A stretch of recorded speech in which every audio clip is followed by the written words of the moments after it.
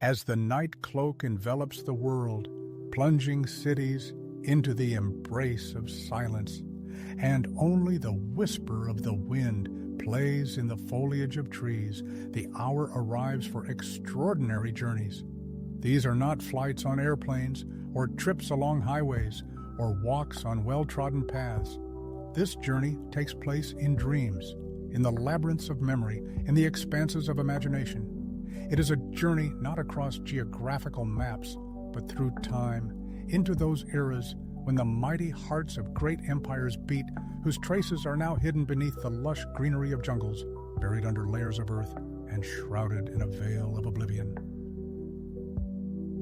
The names of Rome, ancient Egypt, Greece, and Babylon are often heard, and deservedly so, for these civilizations left an indelible mark on human history.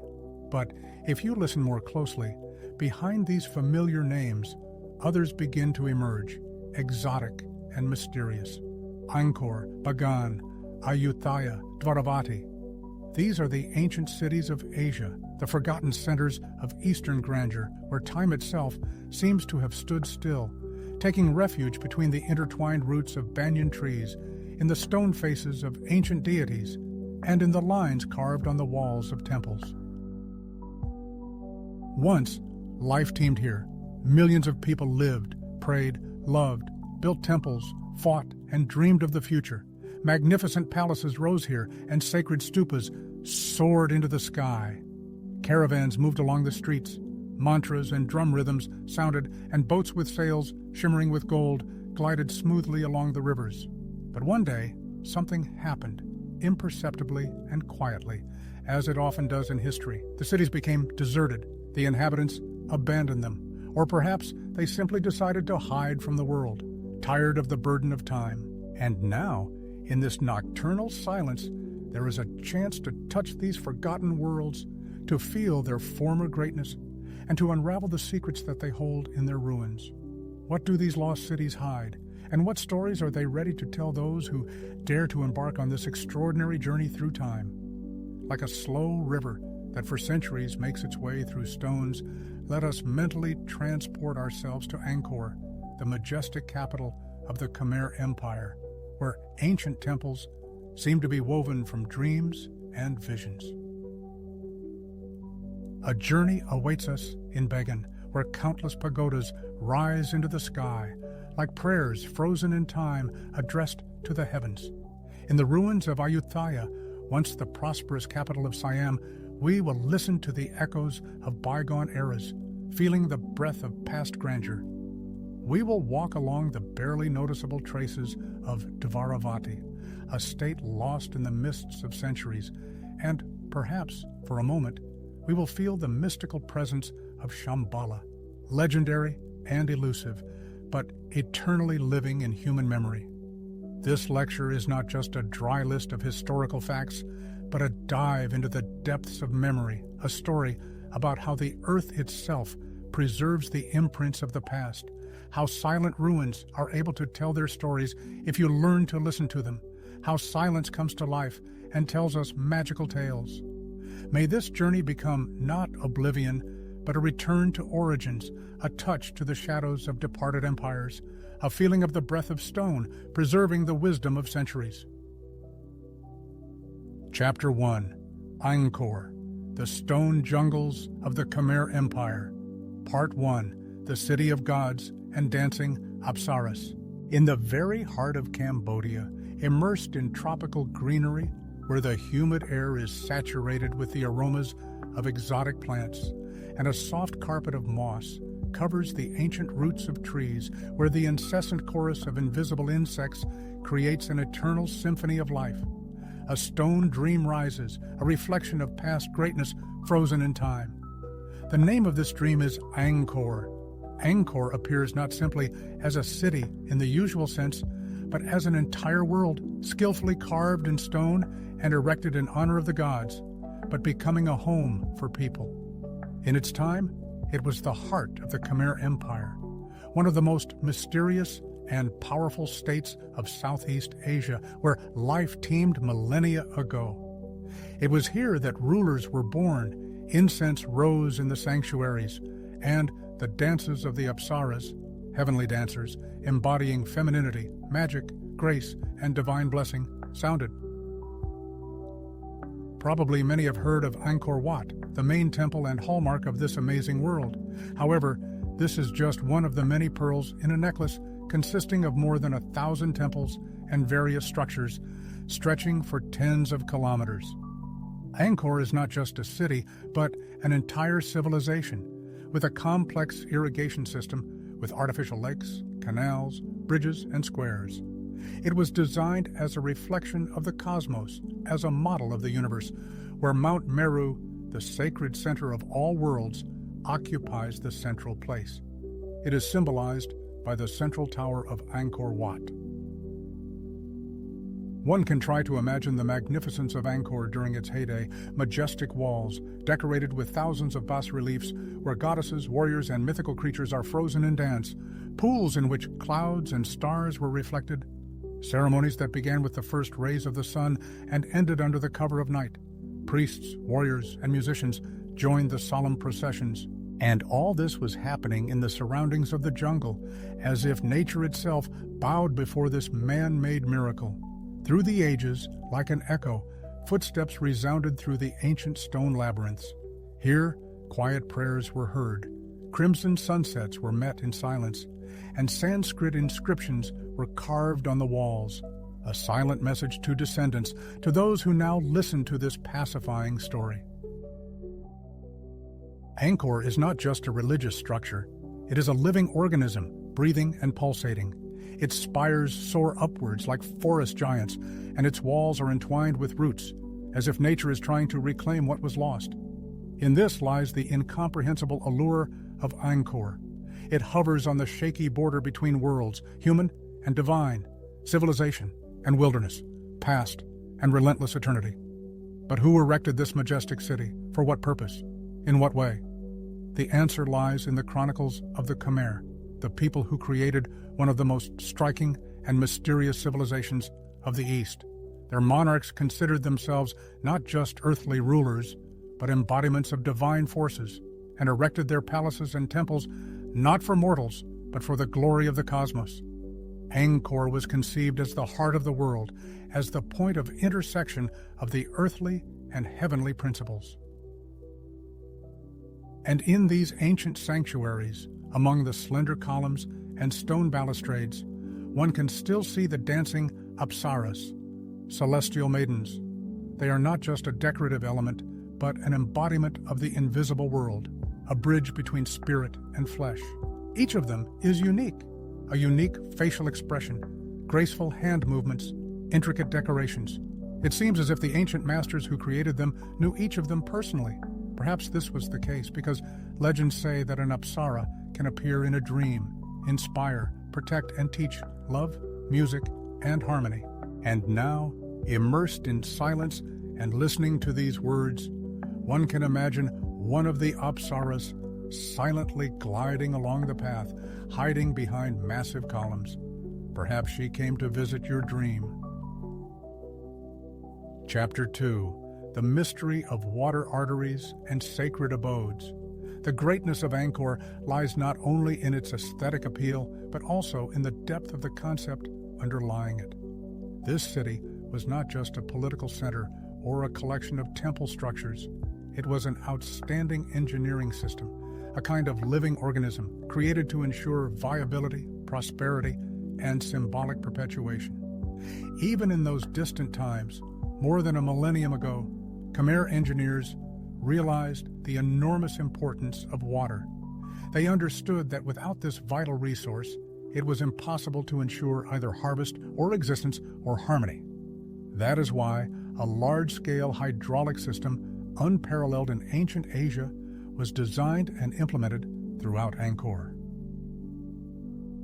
Imagine artificial reservoirs, known as barrays, as well as an extensive network of canals, dams, and ponds that allowed water to be collected and efficiently distributed even during droughts.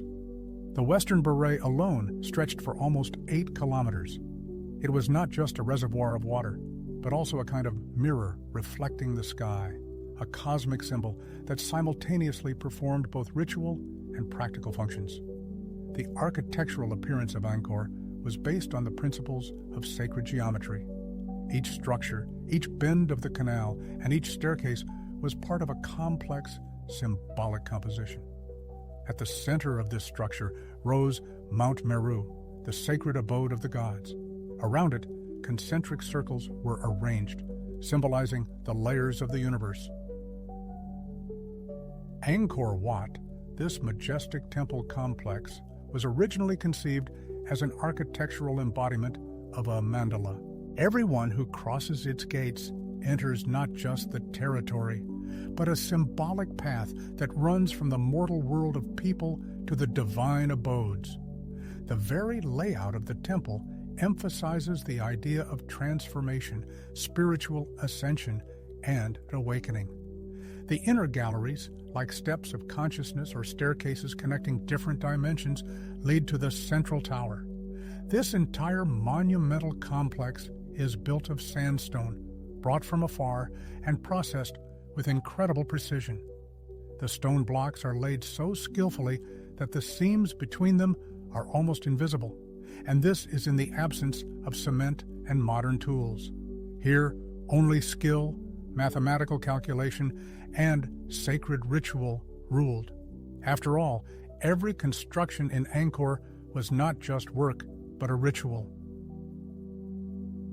Before starting to dig a foundation pit, a sacred pit was dug, into which symbols of prosperity and protection were laid.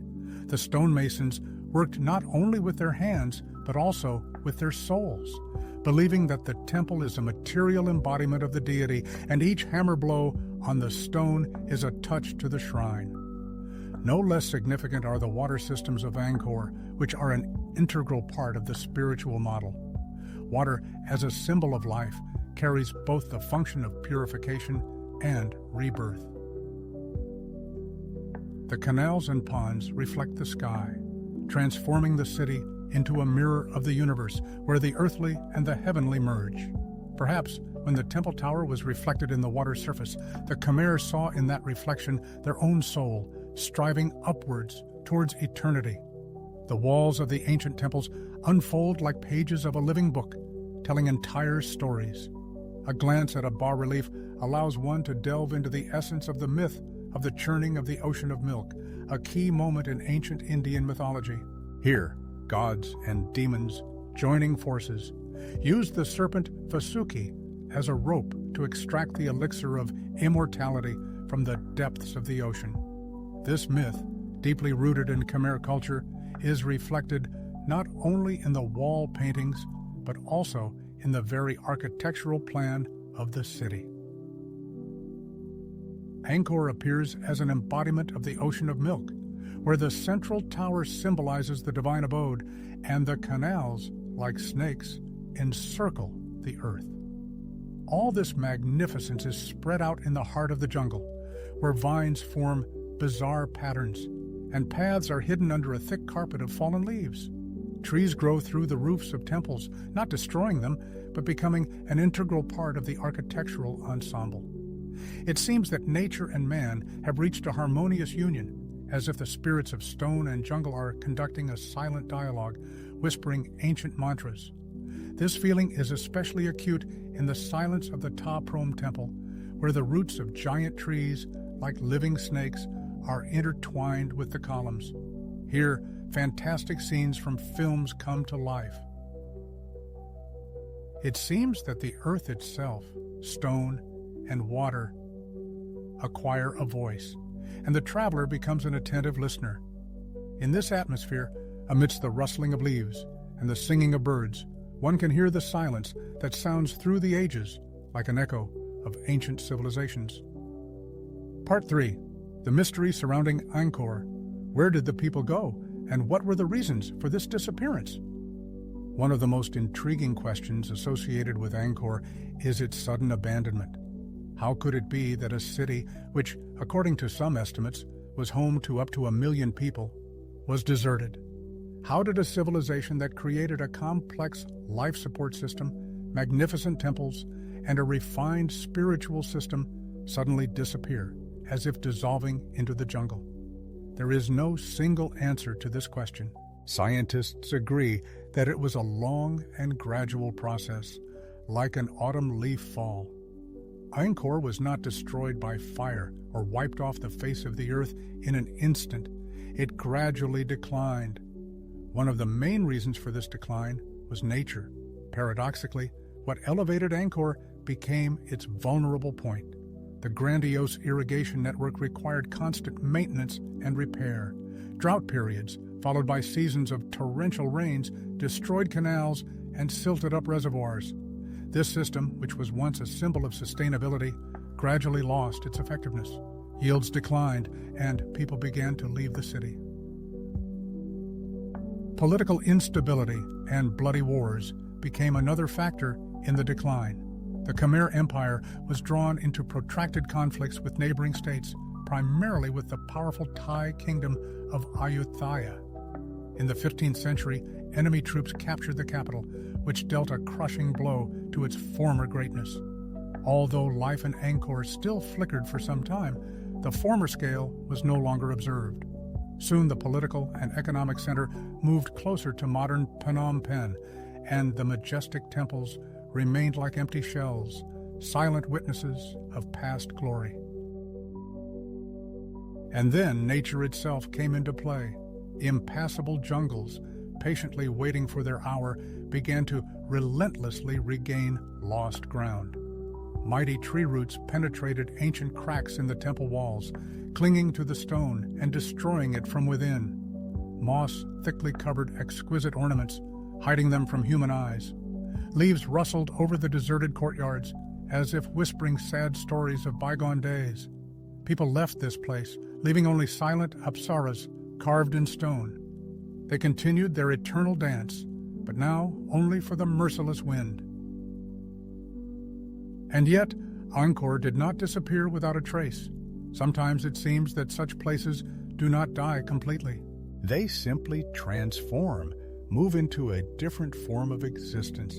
From a noisy and crowded city, Angkor has turned into a spiritual echo, a living memory, an elusive dream. It is enough to close your eyes to find yourself there again, by a quiet pond shrouded in morning mist, where fragrant smoke from incense slowly rises above the water surface. There, where your fingers feel the warmth of ancient stone on the temple walls, and from the top of the tower, a breathtaking view opens up onto the endless green ocean of forest stretching beyond the horizon. This is not just ruins, it's a real portal to the past. The tireless archaeologists of our day continue their painstaking work, discovering more and more facets of the ancient complex, meticulously studying every corner and restoring the dilapidated temples to life. However, despite all efforts, a veil of mystery still shrouds this place. Angkor seems unwilling to reveal all its secrets, preferring to remain in twilight, dissolving into the rustling of leaves and shadows cast by birds. It is like a dream in which one suddenly finds oneself in the depths of one's own consciousness. Perhaps Angkor's very purpose was to disappear from the face of the earth, so that centuries later, in the cozy atmosphere of the night, a person wrapped in a warm blanket might accidentally hear about it and plunge into reflections on the inexorable passage of time, on the legacy we leave behind, and on the fact that true greatness lies not in loud noise, but in silent stillness, not in a heart-rending cry, but in a barely perceptible trace imprinted in the depths of the heart. And now, as your eyelids begin to grow heavy and your thoughts become soft and blurred, like mist creeping over the surface of a pond, allow yourself to imagine strolling leisurely along a narrow path through the dense jungle. All around is impenetrable forest and gusts of wind. And suddenly, through the dense foliage, before your eyes appears a majestic stone temple, half forgotten, but as if waiting for your very appearance. Chapter 2: Bagan, the City of 1,000 Pagodas. Part 1: The Sparkling Horizon of Myanmar. Where the winding Irrawaddy River meets the golden sky of Burma lies a place woven from dreams, Bagan. This is not just a city in the ordinary sense. It is more like a mirage frozen in time, a wave of spirituality turned into stone, brick, and gold, into a space existing between different dimensions.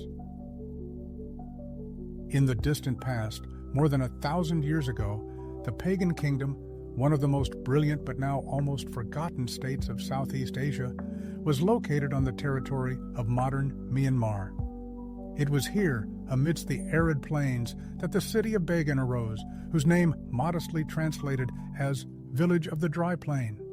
However, in just 2 centuries, this modest village transformed into a religious center, where thousands of spires soared skyward and every corner of the earth was permeated with holiness. Imagine, you are standing on a hill at dawn. Before you lies the Bagan Plateau stretching to the horizon, and with the first rays of the rising sun, the outlines of ancient temples and pagodas begin to emerge from the fog, majestic and modest, slender and squat, rounded and multi-tiered, adorned with spires that seem to pierce the heavens. These structures, covered with stucco that has survived from the time when chroniclers recorded the deeds of kings, seem not to have been built, but to have grown out of the earth, like cacti in the desert, or thoughts born in deep meditation. More than 3,000 of these architectural treasures dot the Bagan Plain. The rulers of Pagan believed that building a temple brought them closer to enlightenment. Therefore, each pagoda here is not just a building, but a symbol of sacrifice, prayer, and embodied karma. People of all classes, rich and poor, rulers and warriors, monks and merchants, sought to leave behind a stupa, a tower, a statue, or a niche. Thus, the city grew not by the will of architects, but in accordance with the rhythm of prayers and the laws of faith. In the history of Burma, it is generally accepted that the period of unprecedented construction boom occurred during the reign of King Anawrahta in the 11th century. His adoption of Theravada Buddhism became the cornerstone not only of the state structure, but also of the spiritual life of society. However, this event goes beyond a simple religious act, representing a real cultural revolution. Indian influence manifested itself not only in the introduction of sacred texts and ritual practices, but also in architectural solutions, sculptural art, and the very system of temple construction. Bagan, having absorbed these innovations, managed to transform them into a unique temple civilization where each structure was both a work of art and a spiritual guide. The first buildings were made of wood, but over time they were replaced by buildings made of baked brick, covered with a layer of plaster, on which paintings, reliefs, and golden domes flourished. These monumental structures embodied 4 dimensions: material, aesthetic, philosophical, and ritual. The interior of the temples was diverse.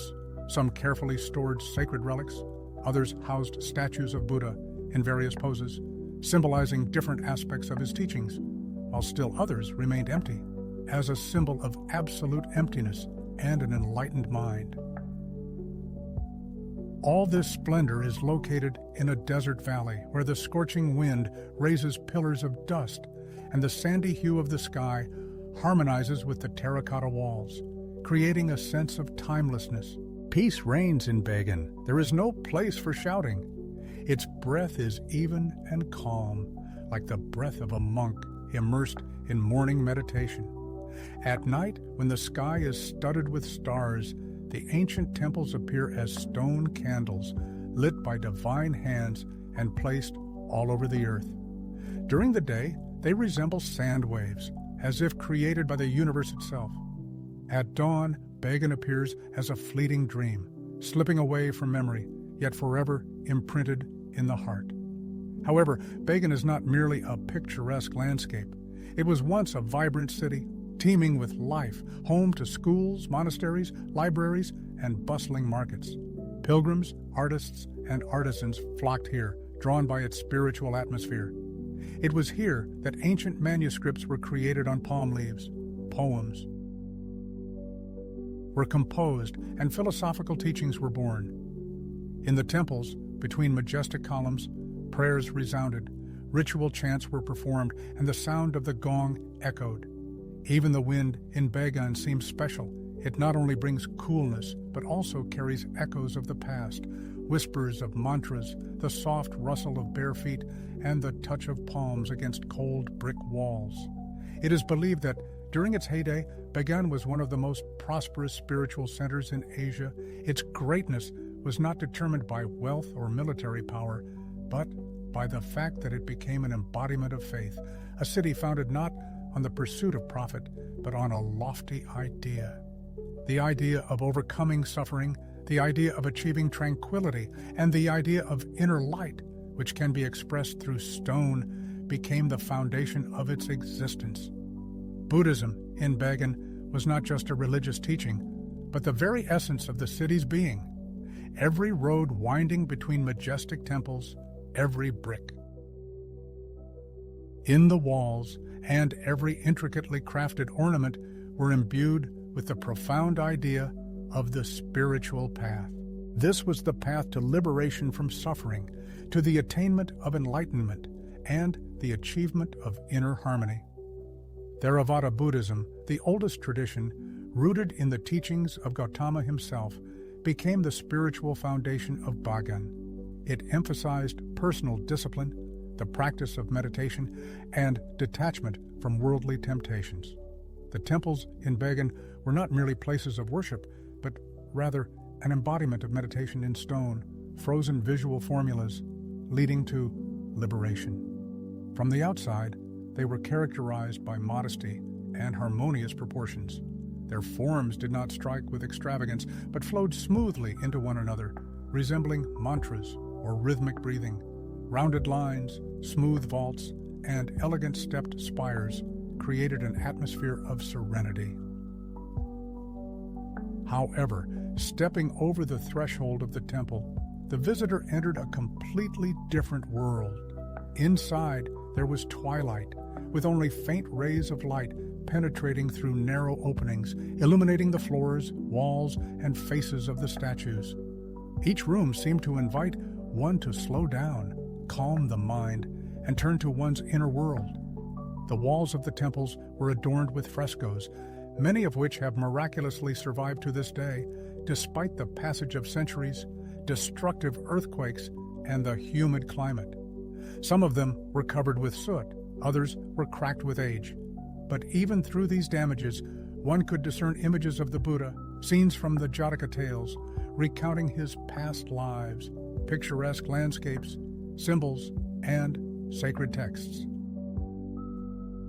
These works of visual art were created for those with an inquisitive mind and capable of deep understanding. They are both an artistic creation and a kind of compass, and a reflection of the inner world of man. Many of these frescoes were located at a considerable height, which required the pilgrim not only to physically raise his head, but also to symbolically strive upwards towards spiritual enlightenment. These images were not intended to satisfy simple curiosity, but for deep concentration and reflection. Contemplation of the image, immersion in one's inner world through an external symbol.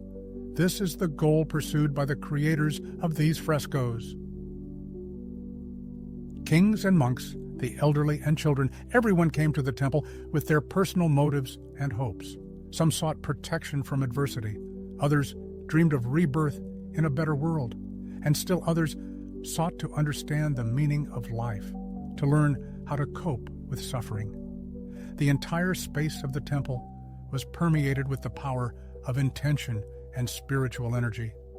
Every brick was laid with a prayer, and in every shadow one could feel someone's invisible presence. Bagan was not just a city, but a ritual unfolded in space and time, where every element had its meaning. One of the characteristic features of Bagan's architecture was the internal corridors.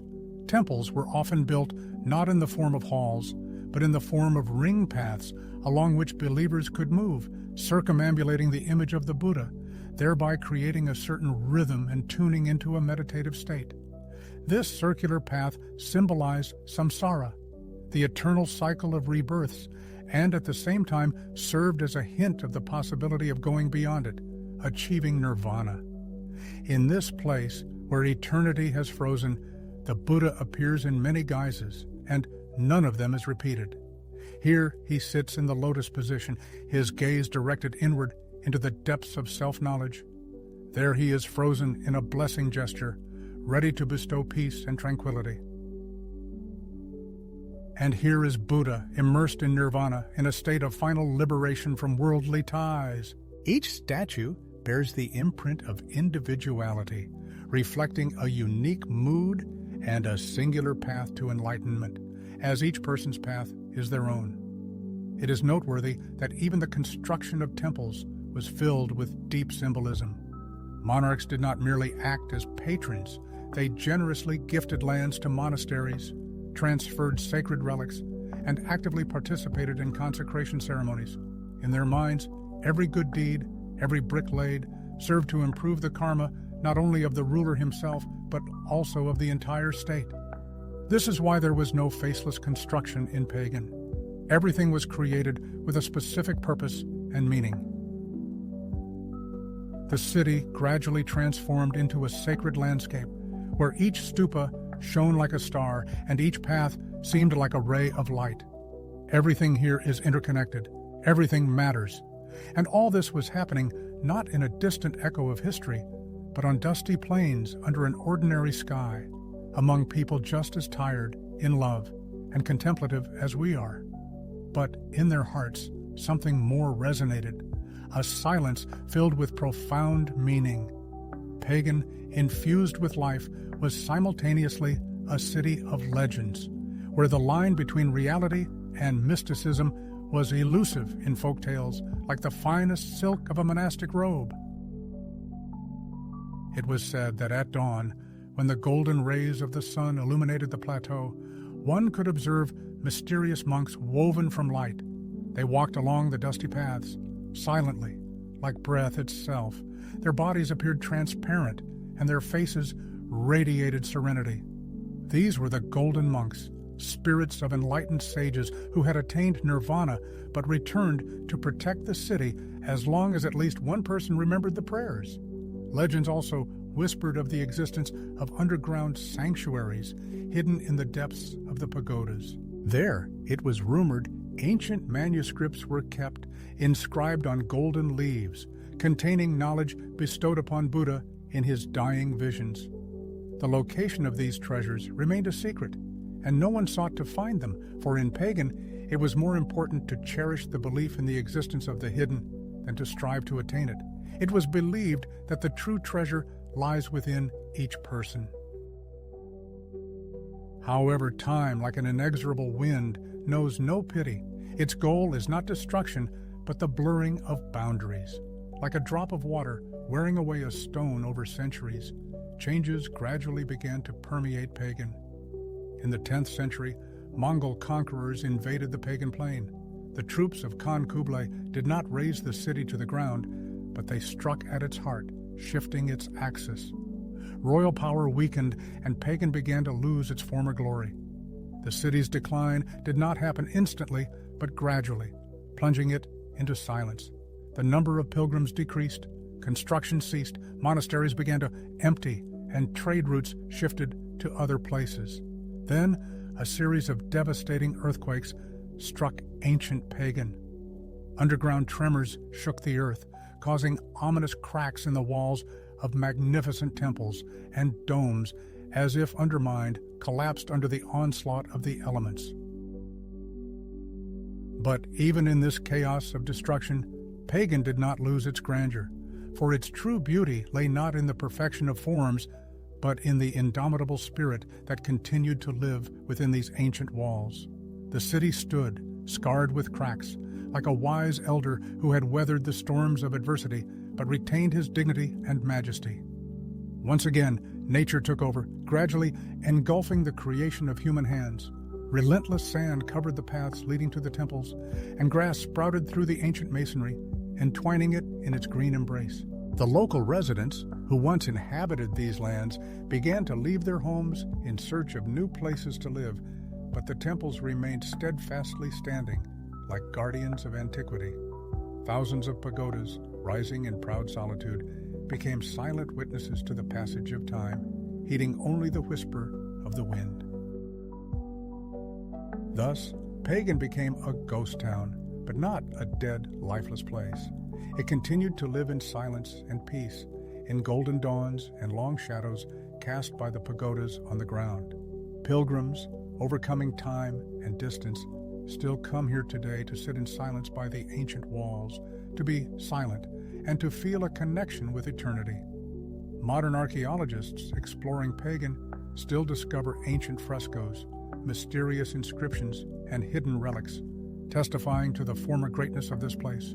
The temples are gradually being restored, the paths are cleared of sand and grass, returning the city to its former splendor. But Pagan's main gift lies not in its architectural masterpieces, but in the sense of peace and tranquility that envelops everyone who looks at photographs of its golden spires, rising against the backdrop of a crimson sunset. Pagan has not disappeared, it has simply transformed, crossing the line between past and present, between the visible and the invisible, between step and breath. And if you close your eyes and listen, you can hear the golden monks slowly walking along the dusty road leading to the temples. Their steps are quiet and inaudible, and their light is soft and gentle. They are in no hurry, for Pagan has not disappeared anywhere. It is simply waiting for its time to reveal its eternal beauty to the world once more. Chapter 3. Ayutthaya, the Siamese Venice. Part 1. The capital, bathed in the light of wisdom. Let us imagine that we have the opportunity to travel in time and space, to be transported to Southeast Asia in the 15th century. Rising above Siam to the height of a bird's flight, the eye inevitably lingers on the wondrous radiance scattered among the waters. This is not an optical illusion, not a magical illusion, but Ayutthaya, the capital, whose splendor was so bright that it evoked associations with Rome and Paris, with Venice and Constantinople. And yet, Ayutthaya retained its originality, remaining a unique city, full of the rhythm of water, golden radiance, and deep faith. Ayutthaya arose at the confluence of 3 rivers, the Chao Phraya, the Lopburi, and the Pasak.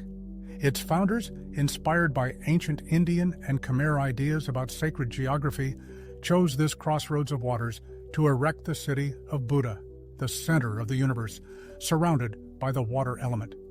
These waters served as both a reliable defense and vital arteries, and a mirrored surface reflecting countless spires and domes. By the 10th century, Ayutthaya had become a capital worthy of admiration and wonder. Travelers from all corners of the world, whether from Persia, China, India, Holland, or France, noted its greatness and scale. The streets were bustling, merchants scurried about, monks processed, aristocrats strolled, pilgrims flocked. In the temples, sacred mantras sounded. In the markets, coins clinked and laughter rang out. Near the palaces, melodies of court ensembles flowed, and above all this splendor rose, glittering with gold, the prang and stupas, architectural creations reaching for the heavens. Ayutthaya was not just an administrative center, but also a visible embodiment of harmony where the water element and stone, the flame of ritual ceremonies, and the soothing coolness of lotus ponds formed a single whole. Every canal and street here was not a random element, but part of a carefully designed plan representing sacred urbanism in which the spiritual and secular principles were in continuous interaction. The city was clearly divided into functional zones. In the very heart was the royal palace and majestic temples, around which residential quarters, monastic complexes, and craft workshops spread out. Beyond these zones were floating markets, where boats filled with exotic fruits and fragrant spices swayed on the waves like bright flowers. All this beauty was framed by wet canals, along which barges with sails, decorated with intricate patterns and ritual ribbons, moved slowly. Foreign guests who came to Ayutthaya could not hide their admiration for its magnificence and order. The French missionary Simon de la Loubère noted in his writings that the city resembled a giant vein, where instead of streets, there were the watery arteries of canals, and instead of ordinary houses, there were glittering temples. He also drew attention to the fact that the locals wore silk clothes, deeply respected the laws, and were distinguished by their friendliness and philosophical mindset. In this city, power was combined with enlightenment, and luxury with modesty and moderation. The rulers of Ayutthaya were not only skilled warriors and wise administrators, but also talented poets, profound philosophers, and generous patrons of the arts. They actively engaged in the construction of schools, monasteries, and libraries, contributing to the development of science and education. It was here that important treatises on medicine, astronomy, and morality were created. And all this took place under the auspices of Buddhism, which became not only a religion, but also a kind of architectural metaphor. The temples were erected in accordance with strict canons, but each of them possessed its own unique soul, unique rhythm, and special energy. Ceremonies related to the water element occupied an important place in the daily life of the city. Each new season opened with ritual ablutions, colorful processions with garlands released along the rivers, and the solemn consecration of waterways. Locals believed that water possessed not only the gift of fertility, but also the ability to store memories. The architects of Ayutthaya designed the city in such a way that the water surface reflected the sky, absorbed light, and protected secret mysteries. Ayutthaya functioned as a single whole, like a living organism immersed in a meditative state, like the lines of a poetic work. This was its charm. The city did not strive for intrusive grandeur, but rather radiated it, did not force worship, but evoked awe. However, as is known, even in the brightest light, there is always a shadow, since everything that exists is subject to finitude. But this will be discussed in the next chapter of the narrative. Part 2, Wars and Disappearance in Flames. In the rays of temple gold, it's easy to lose track of time. In the glimmer of precious stones, one might not notice the approach of danger. For many centuries, Ayutthaya enjoyed relative peace, like a ship sailing on a river of prosperity. But, as is known, rivers changed their courses, and the fate of the great capital of Siam began to change.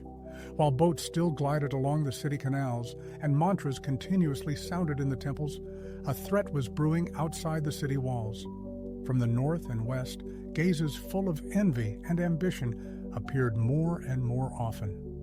The powerful kingdom of Burma, where its own imperial aspirations were strengthening, was especially closely watching Ayutthaya. Before the imminent catastrophe befalls Ayutthaya, it is worth taking another look at its measured life. Here, existence flowed like the waters of the canals, peacefully in accordance with centuries-old traditions, but at the same time filled with deep inner meaning. With the first rays of the sun, residents rose, performed ablutions in the river waters, lit incense before their home altars, and headed to the markets. There, in the shade of spreading palm trees, brisk trade took place in coconuts, rice, dried fish, fabrics, and amulets that protect against misfortunes. Boats with nuns glided along the river arteries, giving spiritual guidance. At street corners, venerable elders sat, slowly and with dignity, reciting sutras. Women dressed in simple but elegant outfits, emphasizing their modesty and refined taste. Men devoted themselves to crafts, pottery, bronze processing, and skillful weaving. In this city, everything breathed harmony because its very structure inspired a sense of peace and tranquility. The boundaries between social strata were almost imperceptible. Palaces were not fenced off by impregnable walls, and monasteries were always open to those in need. Every resident felt like an integral part of something bigger and more meaningful.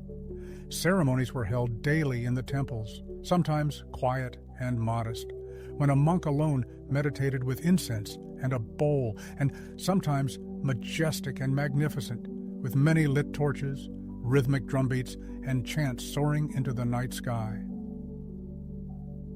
One of Ayutthaya's most sacred rituals was the king's solemn voyage on the rivers. His boat, skillfully carved from teak wood, decorated with inlays and heads of mythical creatures, glided smoothly over the water surface, like a delicate lotus, only slightly touching the surface. However, peace rarely lasts forever. In 1707, fateful for Ayutthaya, the army of the Burmese monarch Sinbushin invaded the city, bringing with it not just conquest, but total destruction. Flames engulfed temples, palaces turned into ruins, sacred artifacts were looted, and residents frantically sought salvation in flight or death. The rivers carried ash and ominous reflections of fires in their waters. The tragedy of the situation was that Ayutthaya did not fall in battle, but seemed to humbly accept its fate, dissolving without resistance, as if realizing that its time had expired. After itself, it left only ash, debris, and mutilated Buddha statues, devoid of heads, like silent witnesses of past greatness. Only shadows and muted whispers of the past remained. But even in this act of destruction, there was some kind of oriental calm. Because destruction is also a form of transformation. Ayutthaya disappeared from geographical maps, but not from human memory. Its ruins are not just a lifeless space, but a gesture frozen in time, like the brush of a dancer, forever frozen in an elegant movement. Pilgrims continued to flock here even a century later, even after the capital moved to Bangkok, because in these ancient walls still echoed not just a city, but a special state of mind. Ayutthaya became a symbol of feeling, a memory of an inner world where water, stone, and the human heart beat in unison. Part 3. The river as a silent chronicler of greatness. Ayutthaya, born from the water element, found its final resting place in it. However, this should not be seen as a tragic finale, but rather as a manifestation of the natural law of change, similar to Buddhist philosophy with its emphasis on the simplicity of being. Everything that comes into the world sooner or later disappears, but disappearance is not an absolute cessation of existence, but rather a return to the original state. The Chao Phraya River, along whose banks Ayutthaya once stretched, has preserved in its memory all the events of past years. She witnessed the construction of the first temples, majestic palaces, and boats with golden sails gliding on its surface, the lights of torches during night celebrations, the mysterious silhouettes of dancers, and the fragrant smoke from ritual incenses were reflected in her waters. She quietly whispered at the foot of Wat Chaiwathanaram Temple, as if capturing every name uttered in prayerful ecstasy. Here, water was more than just a natural element or a defensive line. It was a guardian of historical memory. The very concept of movement, continuity, and harmony is embedded in every canal, stream, and pond of Ayutthaya. Water served as a link between different areas of the city, social strata, and historical eras. Life began with water, and each day ended with it. Sacred rites of birth and farewell to the departed were performed in its waters. Water itself was a temple, if viewed with due reverence. The city was organized on the principle of a living organism, where canals played the role of arteries and temples served as the abode of the spirit. Taking a promenade through the preserved fragments of ancient Ayutthaya today, the observer cannot help but notice that even the ruins here are not without order. Their arrangement is subject to sacred logic, geometric principles rooted in ancient cosmogonic ideas. The heart of the city is Mount Meru, embodied in the form of the royal palace. Around it are concentric circles of streets, waterways, and religious buildings. Architects of bygone eras did not just erect buildings, they created a sacred diagram of the universe in which man became a point on the path of spiritual development. Every intersection of roads, every bridge, every bend had deep meaning. Even the orientation of the Buddha statue was determined not by aesthetic considerations, but by a spiritual vector, to the east, to enlightenment, to the source of all things. Despite the fact that much was destroyed after the fall of the city, its reflection survived. The river continues to function as a mirror, preserving the memory of past grandeur. And today, standing on its banks and contemplating the dilapidated spires, the traveler sees not just a pile of stones, but a duality, what has survived and what continues to live in the depths like a root, memories, a ghostly dream. Locals believe that if you throw a flower into the water and mentally turn to something sacred, the river will preserve this message. And perhaps, one day, in the distant future, in another incarnation, a person will return here, settle by the water, close their eyes, hear the melodious ringing of a bell swaying in the wind, and suddenly comprehend everything at once without words. Such is the power of Ayutthaya. It does not demand admiration, does not expect worship. It is simply present in the water's surface, in the memory of generations, in the silence that reigns between the ancient bricks. Ayutthaya appears to us not as a victim of destruction, but as a wise elder who voluntarily left worldly vanity. The city left the stage of history without complaint, aware of the transience of the material and the eternity of the spiritual. Gold fades, shadows remain, and in this, perhaps, lies the secret of Ayutthaya's immortality. It continues to live in the lapping of waves, in the twinkling of stars reflected in the mirror of the canals, in every touch to the ancient stones, even in our very breath. Chapter 4 is dedicated to Dvaravati, the mysterious and lost kingdom of Thailand. In the first part, entitled Monasteries in the Mist, the author immerses the reader in a world of forgotten stories. There are corners of the past that are rarely mentioned in textbooks or become the subjects of films. However, listening to the silence of the ages, one can feel their subtle presence.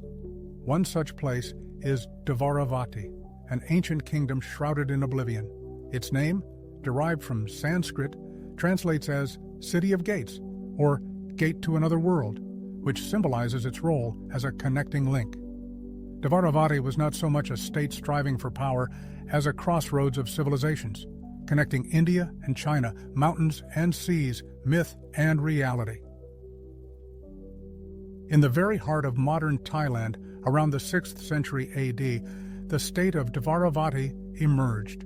Archaeological research suggests that the capital of this ancient kingdom was located in the vicinity of Nakhon Pathom, a city where, to this day, stands a majestic Buddhist stupa, one of the oldest religious buildings in the world.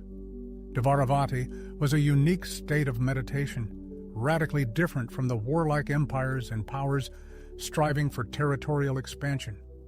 Instead of seizing lands and destroying cities, the inhabitants of Dvaravati built temples, erected stupas, and spread ideas of peace and tranquility.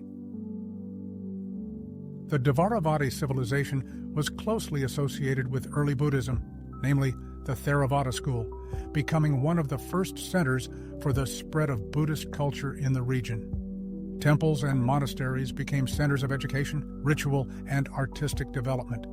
At the heart of everything was the idea of internal liberation, and every element of architecture symbolized this spiritual path. However, Dvaravati was not only a cultural and religious center, but also a kingdom of silence and tranquility. Legends say that monks in saffron robes, barefoot and immersed in silence, wandered along the roads of the country, and the wind carried the melodious ringing of bells hanging from the pagodas. The cities of Dvaravati were few and small, but each one was dominated by round stupas, built of brick and decorated with reliefs and symbols. These stupas did not strive upwards towards the heavens, but seemed to want to be closer to the earth, to reality, to the escape from worldly illusions. Archaeological excavations have uncovered artifacts with a unique script named Dvaravati, as well as texts in a language rooted in ancient Mon. It seems that the Mon people were a key element of this civilization. Their musical art, pottery, and worldview deeply permeated the culture of the Dvaravati kingdom. The Mon people built houses on stilts, cultivated rice, practiced Buddhism, and showed an interest in astronomy. Their life was unhurried, subject to cycles and rituals. Unlike many other civilizations, Dvaravati did not strive for conquest and greatness. It seemed that its inhabitants were aware of the transience of all things. Therefore, their architectural structures were erected not to demonstrate power, but to convey wisdom, achieve harmony, and peace. This is reflected even in their works of art. The statues of Buddha are not pompous, but soft, expressing not power, but deep understanding. Their faces radiate serenity, and their gestures invite contemplation rather than worship. Nevertheless, despite its philosophical moderation, the state of Dvaravati played a significant role on the map of Asia. Trade routes passed through its territory, connecting coastal regions with the interior of the continent. Merchants, craftsmen, and pilgrims flocked here. There was an interaction of Sanskrit and Chinese writing, Indian bronze and local ceramics, ancient mantras, and folk melodies.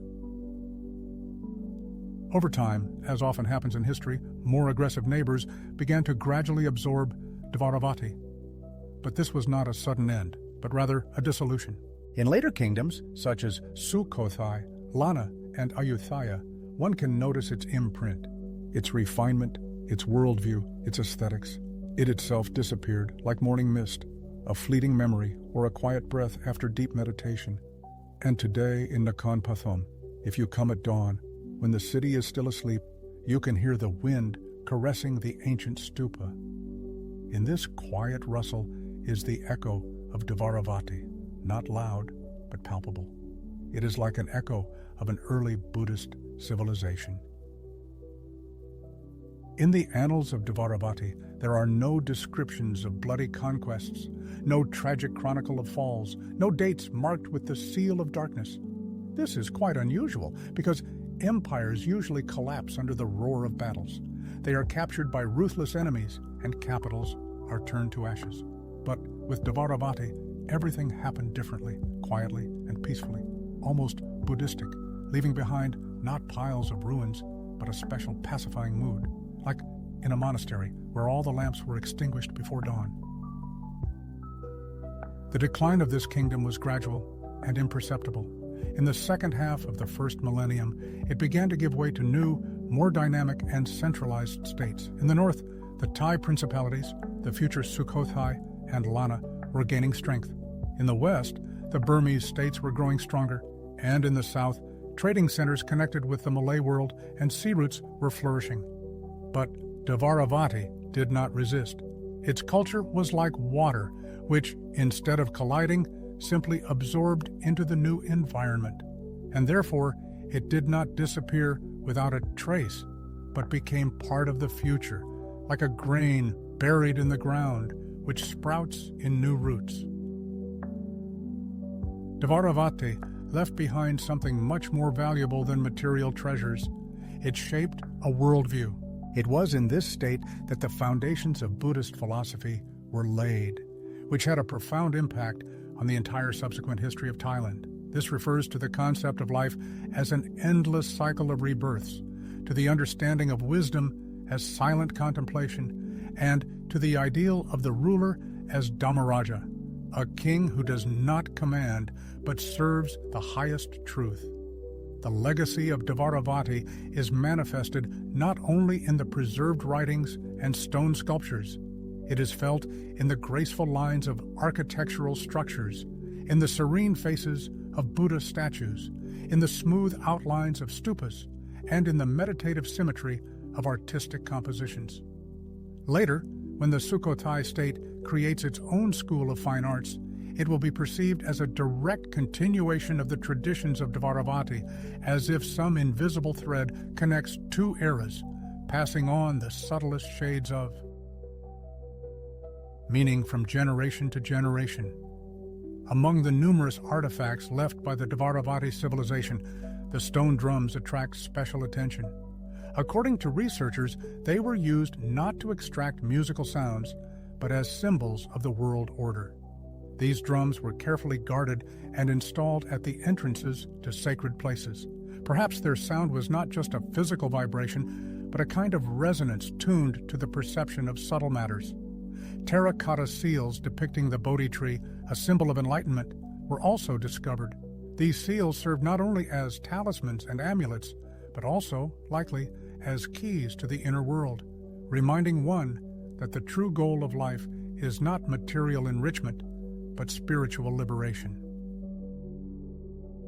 In the final period of its existence, the Dvaravati kingdom, by all accounts, increasingly felt the cultural influence of the Khmer civilization.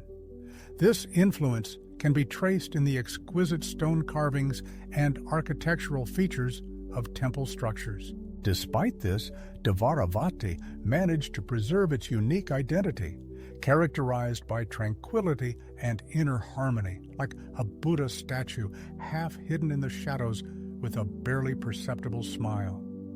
Unlike many other civilizations, monasteries in Dvaravati were not centers of political power. They served as the focus of spiritual and intellectual life. In these abodes, monks meticulously copied sacred sutras, carefully preserved ancient medical treatises, and made astronomical observations. At the same time, all these activities were aimed not at achieving personal glory or power, but at benefiting society. The idea of compassion and mercy as the fundamental principle of any action was deeply rooted in the very essence of Dvaravati. Culture.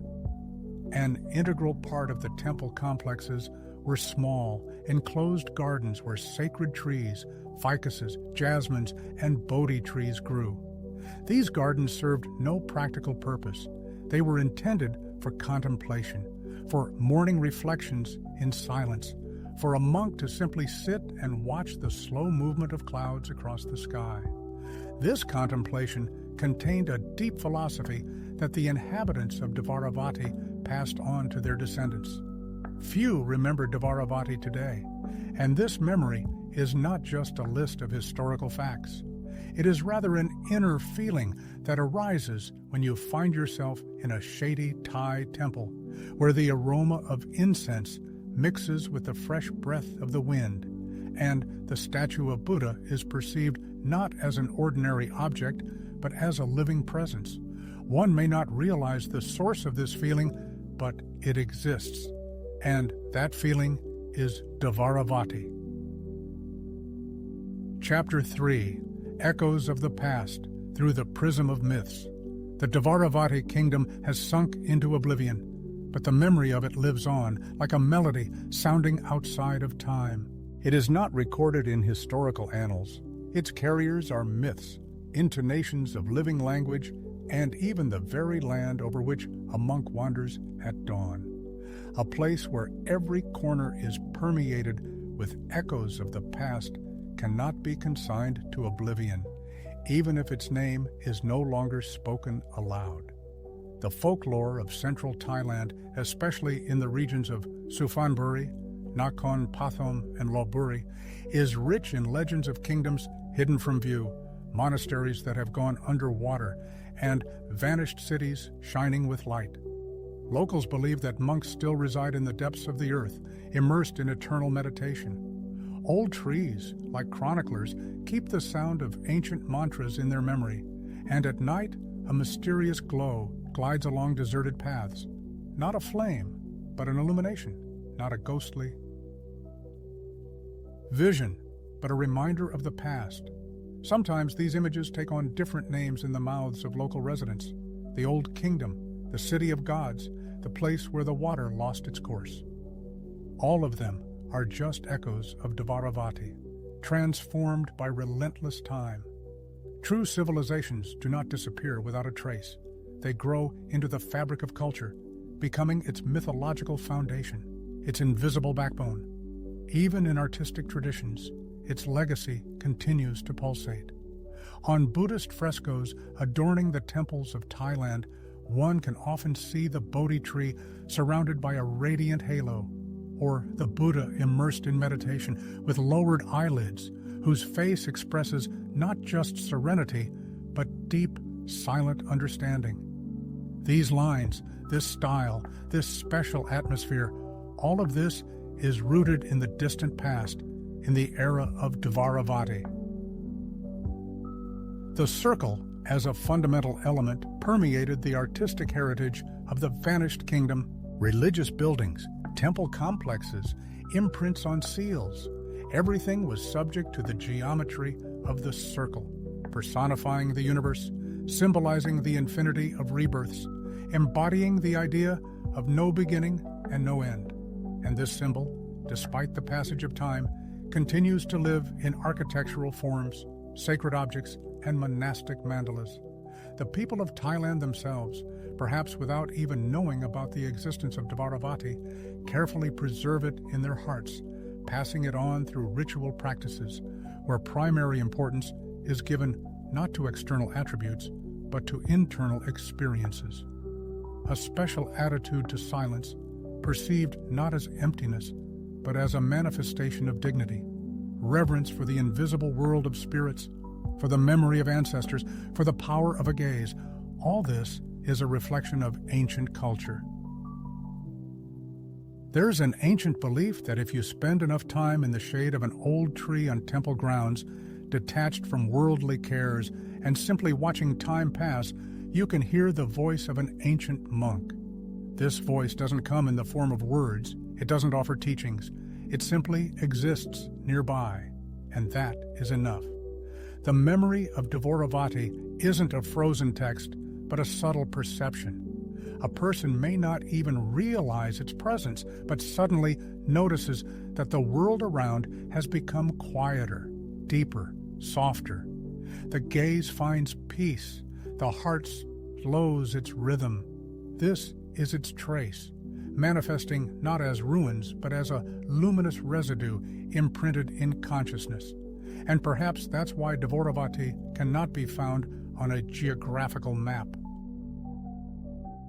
Truth, like an elusive shadow, lies not in the external world, but in the depths of one's own self, in the silent pause between the birth of thoughts, in the intricate pattern of a crack on an ancient temple wall, in the dance of a dust mote illuminated by the first ray of sun. Remembering it isn't just accumulating knowledge, it's immersing oneself in a state of absolute silence. Chapter 5 tells of a forgotten Shambhala and the relentless search for an eastern Atlantis. The first part of this chapter is devoted to the legends of Tibet and Central Asia, which tell of the existence of places not marked on any geographical map. These places, like ghostly mirages, slip through the fabric of time, eluding any attempts to fix them. They are both absent from reality and present everywhere at the same time. Their existence cannot be proven, but everyone knows their authenticity deep down. One such mysterious place is Shambhala. Shambhala isn't just a city existing in the physical world, it's more of a dream, an elevated symbol, an inner compass pointing the way to spiritual perfection. The word itself, rooted in Sanskrit, carries a deep meaning: place of peace, land of peace, blessed kingdom. Ancient Tibetan texts claim that Shambhala is hidden behind inaccessible mountains, in a mysterious valley surrounded by glittering snow-capped peaks and protected by an invisible veil of spirituality. It's impossible to reach this place on horseback. There are no roads leading to it. Shambhala opens its gates only to those whose hearts and souls are ready to meet it. For centuries, people consumed by a thirst for knowledge have made desperate attempts to find it, taking the search literally. Caravans were organized, large-scale expeditions were funded, Russian officers carrying out secret missions, British spies imbued with the spirit of adventure, French mystics seeking spiritual enlightenment, German esotericists believing in ancient prophecies. All of them sought to penetrate the inaccessible mountain ranges of the Himalayas, Pamirs, Altai, and Mongolia. In every mountain valley, in every ancient monastery, they questioned wise elders, trying to decipher secret signs, but each time they received different, sometimes contradictory answers. Some said that Shambhala was north of the sacred Mount Kailash. Others claimed that it was hidden deep underground. Still others insisted that it existed only in the heart of man.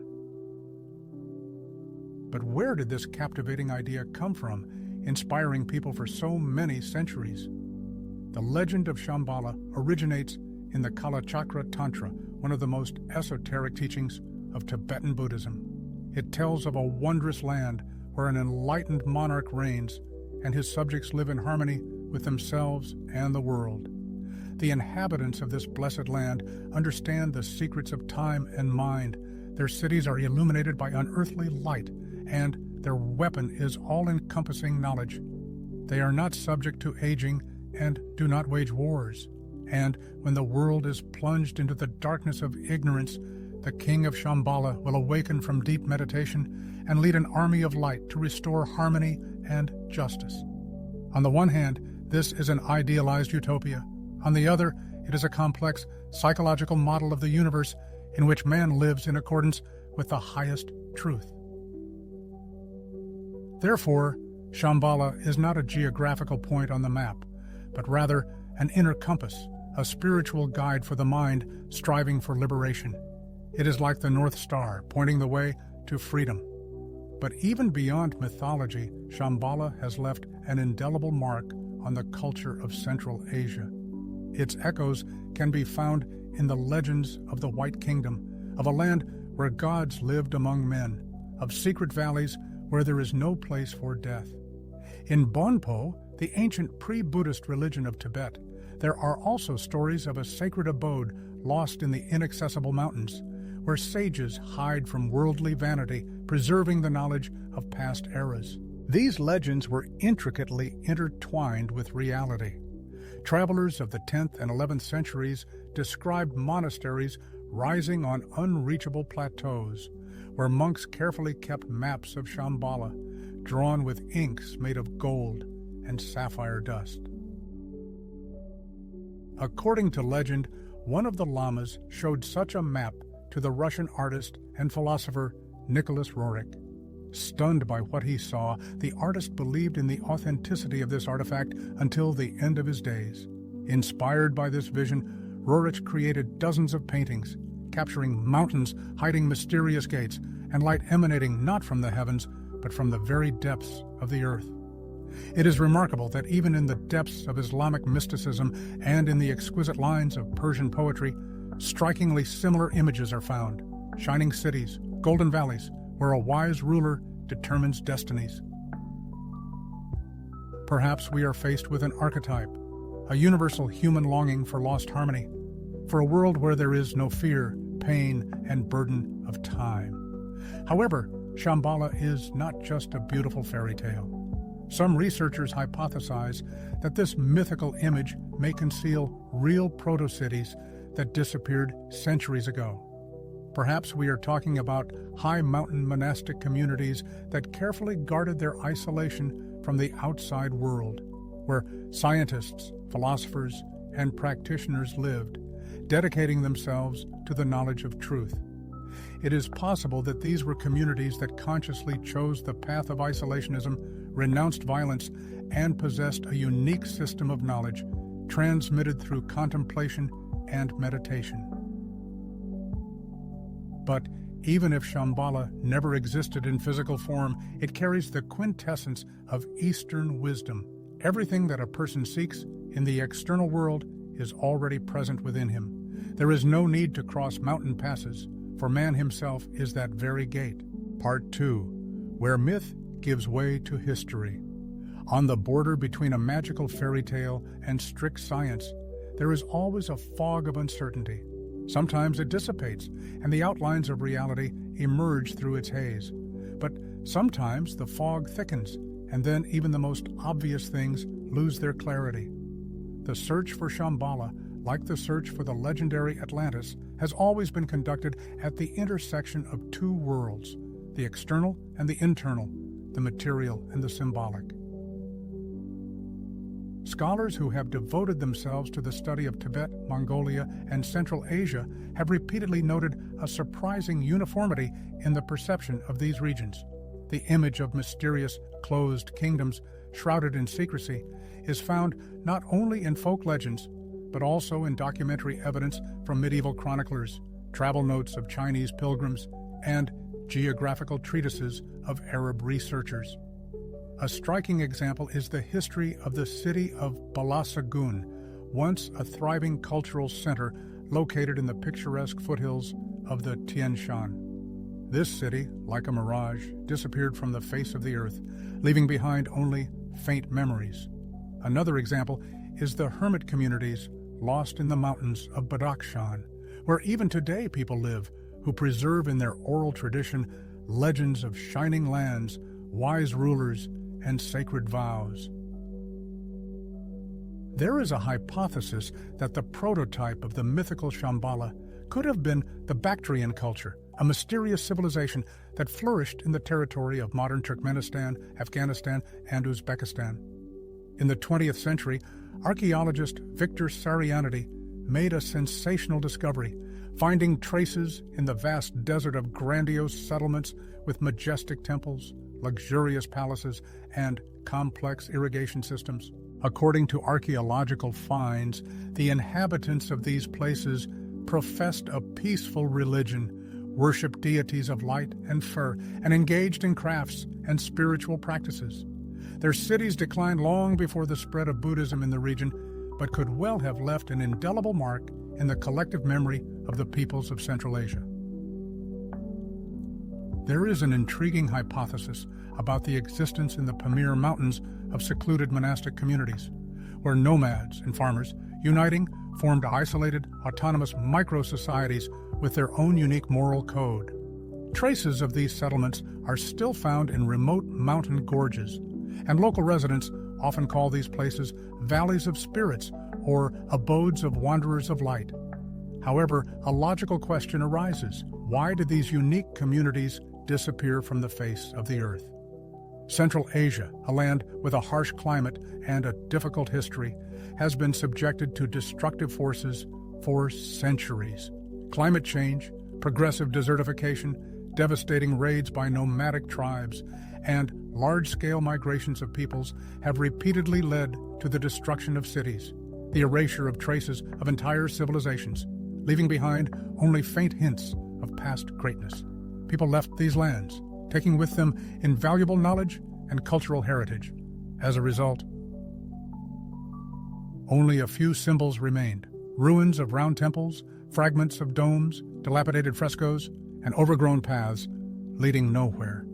It is noteworthy that even archaeological research in this region takes on the character of contemplative practice, resembling meditation.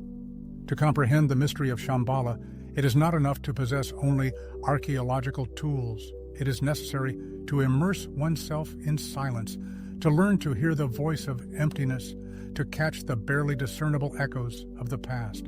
That is why many researchers, such as Nicholas Roerich, viewed their expeditions not simply as scientific enterprises, but as a kind of pilgrimage, a spiritual quest. There was a deep wisdom in this approach. After all, the goal was not so much the discovery of material artifacts, but the very process of cognition, the path to understanding. In the 20th century, the myth of Shambhala underwent a unique rebirth, triumphantly entering the cultural space of the West. This mysterious symbol, shrouded in a mystical aura, resonates in the hearts of esotericists, writers, and artists, inspiring them to create works imbued with a spirit of mystery. Shambhala appears in novels, comes to life on movie screens, and becomes the subject of occult studies. Interpretations of this symbol range from a literal perception as a real place to an allegorical interpretation as a metaphor for enlightened consciousness, similar to nirvana or the Garden of Eden. However, in this new wave of enthusiasm, the Eastern restraint inherent in the authentic understanding of Shambhala is often lost. Tibetan lamas, keepers of ancient knowledge, rarely publicize this symbol widely. For them, Shambhala is not a geographical place, but rather a sacred vow, a personal promise to follow the path of knowledge, compassion, and peace, even if the world around them is moving in the opposite direction. In this regard, a legitimate question arises: where is the line between myth and history? Perhaps this division is not of fundamental importance, being merely an illusion. After all, both myth and history tell of the same thing: the unquenchable thirst of the human soul for light and truth. Myth does this through vivid images and symbols, while history does it through the prism of dates and events. It is possible that Shambhala is that elusive line that separates reality and fiction. It is not a city hidden in the mountains, and not just a beautiful legend, but rather a space of possibilities, located between who a person is now and who they could potentially become by revealing their inner light. Chapter 3: Archaeological Echoes and the Gates Within. Over the centuries, Shambhala gradually disappeared from geographical maps, but at the same time approached the innermost corners of the human heart. The search for the mythical country in the expanses of the physical world has practically ceased, but interest in it has not faded, but has only undergone a transformation. Now Shambhala appears as a symbol, which is remembered not as the final destination of a journey, but as a special state of mind, as a hint of the existence of something deeper and more meaningful. According to Tibetan legends, Shambhala is not a specific place, but rather a certain attitude, a special state of consciousness. It opens not to the physical eye, but to the inner vision, not by means of steps taken by the feet, but through spiritual advancement, not through sounds perceived by the ears, but through the comprehension of deep silence. This is a special space that can be crossed without making a single physical movement. However, to achieve this goal, it is necessary to be prepared to abandon worldly ambitions, to get rid of vanity and anxiety. The purification necessary for entering Shambhala consists not in bodily rituals, but in mental preparation, in a sincere and conscious intention. In modern interpretations, Shambhala is often presented as a utopian society where justice and harmony reign, where there is no fear, disease, or war. However, if you think about it, all these ideas are a reflection of the inner world of man. It is we who strive for good and compassion. It is we who yearn to find inner silence and peace. Each of us carries Shambhala within us as a potential possibility that either lies dormant or awakens. Thus, when a person walks down the street, rides public transport, looks out the window, or listens to someone's voice, they are already on the way to Shambhala, because any moment can become a turning point. Any word can be a pointer on the map, and every breath can be a gateway to the unknown. Surprisingly, the image of Shambhala remains surprisingly relevant even in the 21st century. It can be found in Buddhist centers located in such megacities as New York and Amsterdam, in the works of modern writers, in cinema, and even in video games. People, tired of the noise and bustle of the modern world, continue to turn their gaze to the East in the hope of hearing something different, of finding answers to their questions. And perhaps that is why Shambhala is experiencing its second birth, but no longer as a geographical place, but as an inspiring idea, as a symbol of spiritual search and self-improvement. Experienced spiritual mentors claim that the road to mythical Shambhala is, in fact, a journey to one's true self, to that silent essence that observes what is happening from within. To embark on this path, one must shed all that is superfluous, established beliefs, imposed names, and accumulated stories. Only then, step by step, can one reach the state described in ancient texts as radiance beyond thought, a simple, warm, and incomparable light. This light does not blind. It is recognizable, as if it has always been within, patiently awaiting the moment when a person turns their gaze inward. And so, immersed in silence, far from worldly bustle with its cities, empires, dates, and names, one feels something stirring, unfolding, and pulsating in this silence, like a flower in a dream. This is Shambhala, not somewhere far away, not sometime in the future, but here and now, in the present moment. Chapter 6, dedicated to urbanism and magic, raises the question of how cities were built in ancient Asia. The first part examines sacred geometry and the spirit of place, exploring what makes a city alive. After all, a city is not just a collection of stones, streets, roofs, and walls. A true city is a living organism, possessing its own rhythm, breath, and meaning embodied in space. Ancient Asian civilizations understood this like no other. They did not just build cities, they erected mandalas, opened gateways to other dimensions, created vessels in which not only life flows, but also intention. Every building, every street, every stupa was part of a grand plan, where architecture was inextricably intertwined with philosophy. The city was not just a place to live. It was a reflection of the cosmos, its miniature model. The placement of palaces, temples, markets, walls, and gates was not random, but carefully thought out and verified through complex rituals.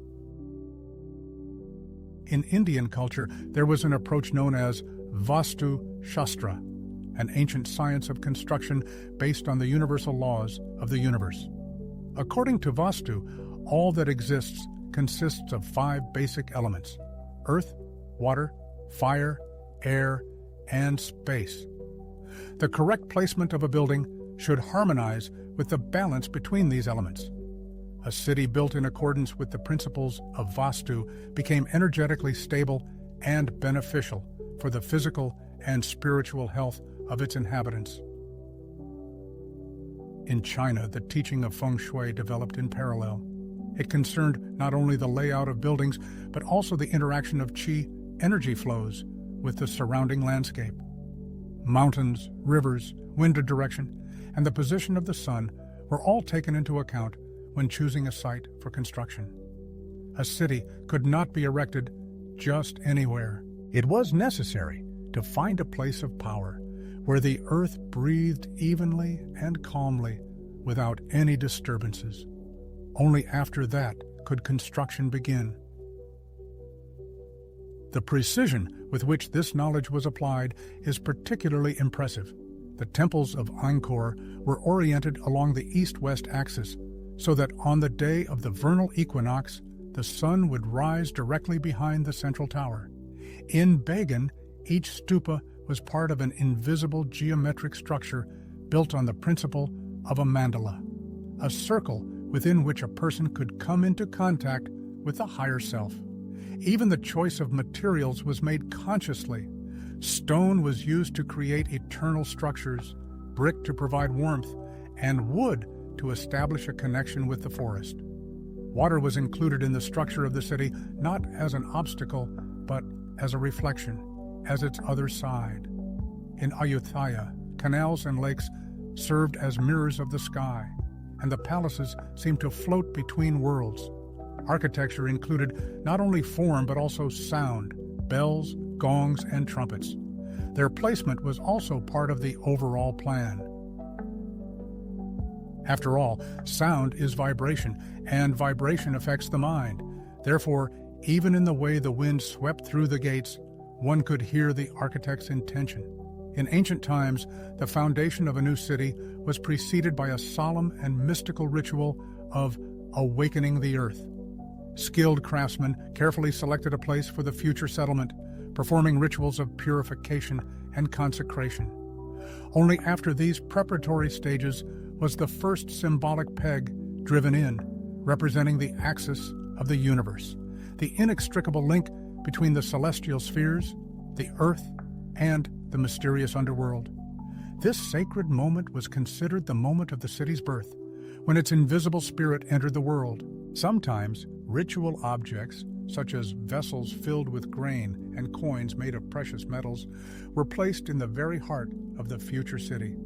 These actions were not sacrificial, but rather represented a symbolic launch of the energy necessary for the city's prosperity.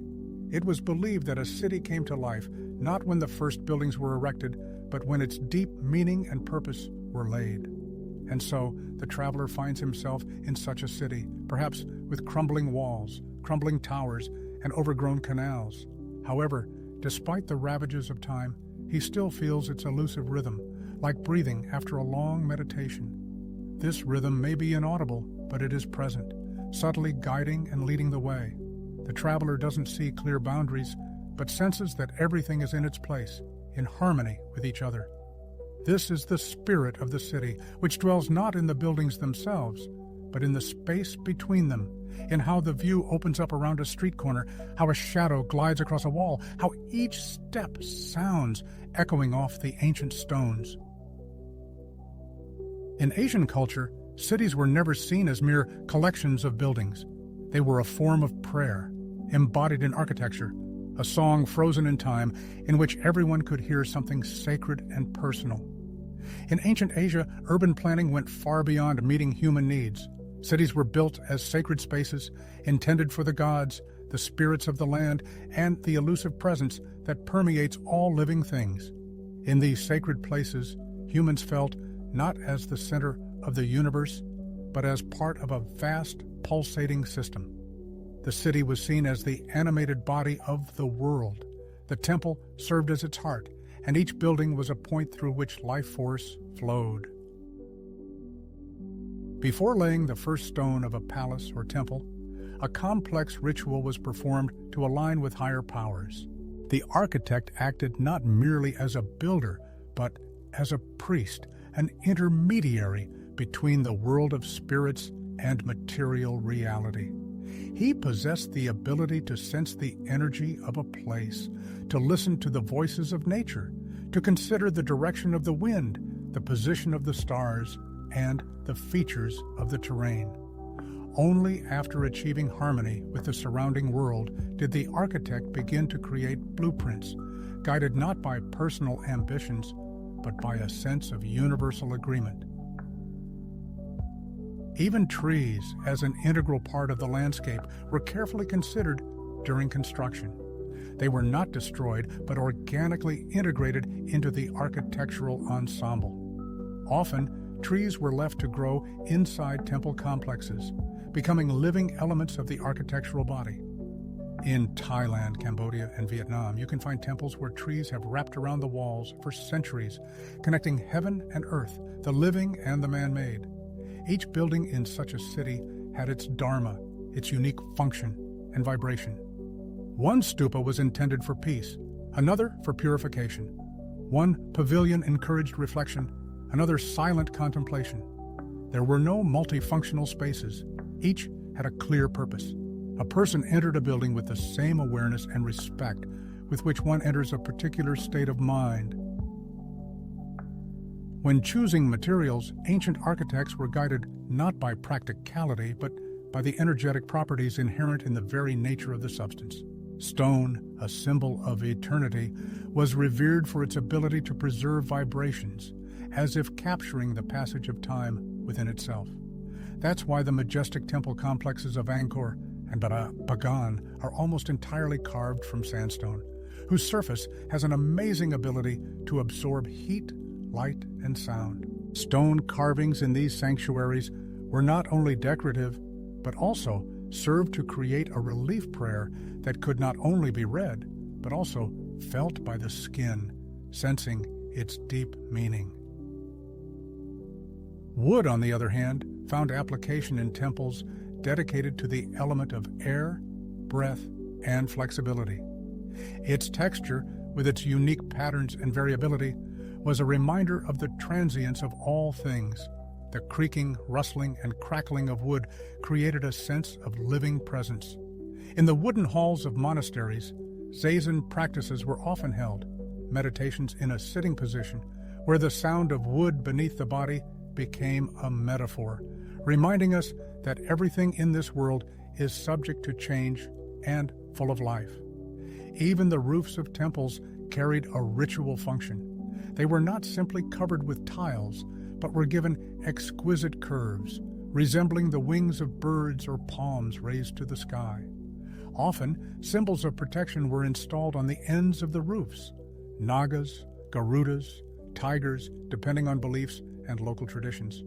These symbols served as amulets, protecting the sacred space from the anxiety, anger, and bustle of the outside world.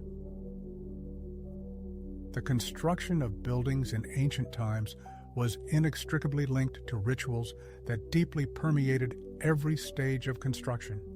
Workers engaged in the creative process often began their day with prayers or worship toward the temple, which was not merely a manifestation of superstitious tendencies, but a sign of deep reverence for the sacred work. They perceived the construction site as a form of service, as a meditative practice requiring unhurriedness and excluding harsh sounds. Stone blocks were laid with the same care and mindfulness with which an important word is spoken, and wooden structures were installed with the same caution and attention with which a breath is taken.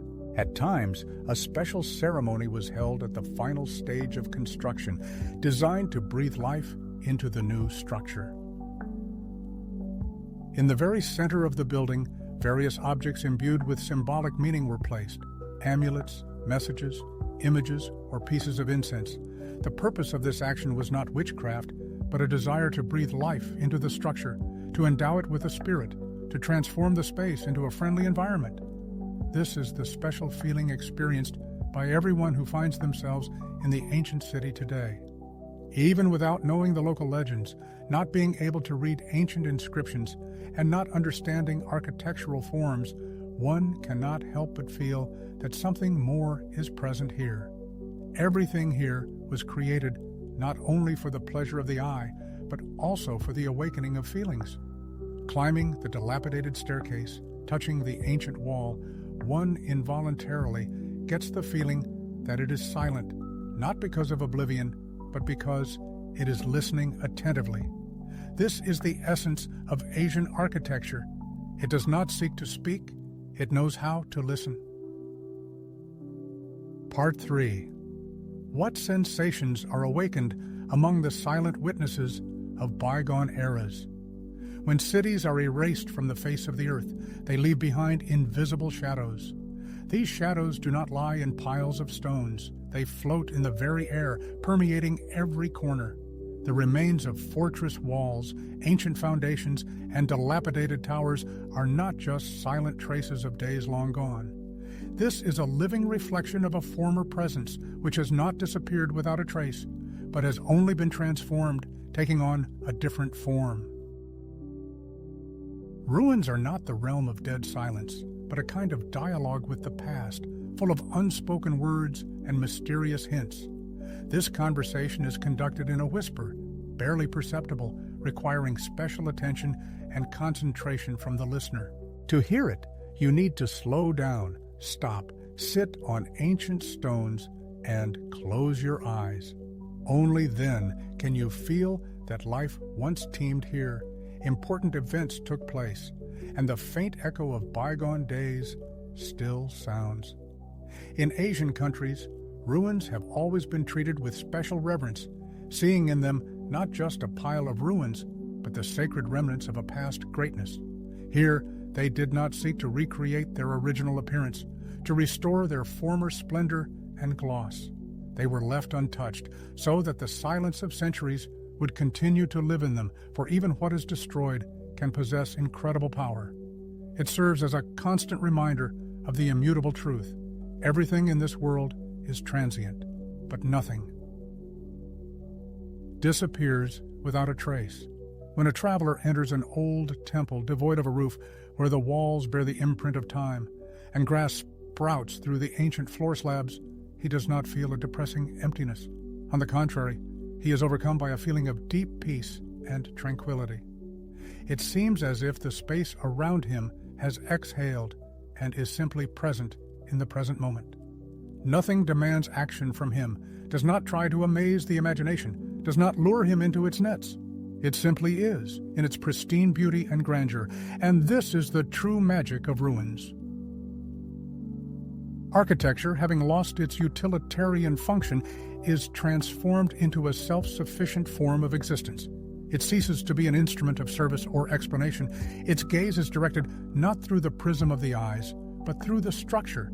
Its voice sounds not in words, but in rhythm. And if the observer lingers long enough, he begins to feel that the wall is not just a barrier, but an embodied memory. The column ceases to be a support, turning into a philosophical question. The opening becomes not a window to the world, but a gate leading into the depths of oneself.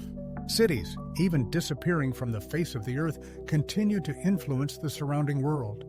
They create a kind of architectural shadow that is preserved in language, in collective memory, in national character. Modern urban development, the location of houses relative to streets, the proximity of temples and residential areas, all this is an echo of ancient urban planning traditions, forms that are reproduced subconsciously, like a pulse breaking through the thickness of centuries. In Southeast Asia, there is still an ancient custom of walking around ruins in a circle, clockwise. This movement, a rite reminiscent of a mandala, the movement of planets, the dance of life and death. It teaches that even in conditions of total destruction, the center remains unshakable. The center is not a material object, not a stone, but a thought, an idea. This is a memory of harmony and balance.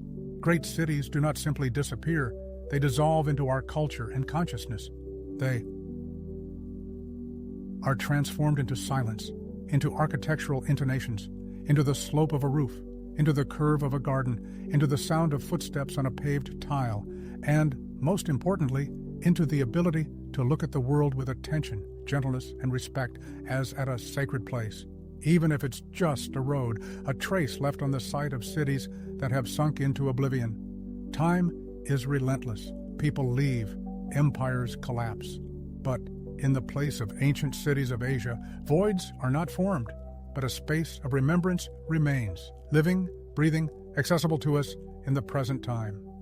In the very heart of the Cambodian jungle, like a mirage from the past, Angkor arises. Although this city is no longer a political center, its temple complexes, especially the majestic Angkor Wat, adorned with intricate bas-reliefs and reflected in the mirror-like surface of ponds, still attract the eyes of travelers and pilgrims, greeting them at dawn. Here, everyone can journey through ancient stone corridors, feel the touch of history by touching the ancient walls, and see how the mighty roots of trees, like nature's embrace, entwine the ancient temples.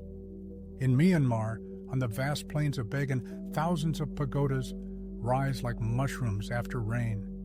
This is not just an open-air museum or a skillful reconstruction of past eras, but a genuine stone chronicle of spirituality.